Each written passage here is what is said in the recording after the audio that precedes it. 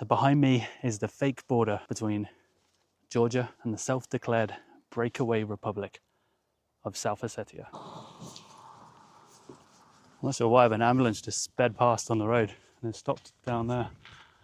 There's a checkpoint down here with stop signs and Georgian flags and some pretty heavy looking bunkers and razor wire. This is not the end of Georgia, but as far as Georgians can go. I was in Gori, a Georgian city best known as the hometown of Joseph Stalin. I'd arrived here to make a video about the world's most infamous dictator, but I soon discovered that the modern story of Gori is far more complex and perhaps more brutal than the legacy of its most infamous son. Georgia is a divided country. Approximately 20% of its landmass is considered occupied territory. Gori sits just 20 kilometers as the crow flies from the administrative boundary between Georgia and the unrecognized, self-declared breakaway Republic of South Ossetia. Under Soviet rule, South Ossetia had autonomy within Georgia, but as the USSR collapsed, tensions exploded. In the 1990s, South Ossetia declared independence. The response from Tbilisi was military. Fighting broke out, and a ceasefire was eventually brokered,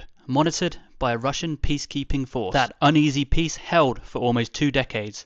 Then came August 2008. Now to the fighting between Russia and Georgia over the Georgian breakaway region of South Ossetia.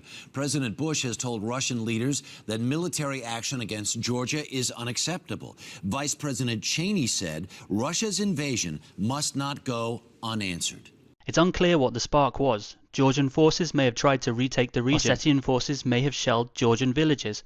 Whatever the cause of the fighting, Russia intervened with overwhelming military force, and ethnic Georgians were forced to leave South Ossetia. Within days, Russian forces had occupied Gori, and tanks were heading for Tbilisi. The Russians soon left, but they fortified the administrative boundary between Georgia and South Ossetia, creating a lasting border that exists today. This geopolitical fault line stretches for a staggering 370 kilometers across what the international community considers to be Georgian territory, marked by barbed wire fences and military checkpoints. Ever since the 2008 Russian invasion of Georgia, this line has divided communities and families. This is one of the most dangerous borders in the world. This is a border that Georgians cannot safely cross, a place where Russian and Ossetian security forces are frequently involved in kidnappings and disappearances.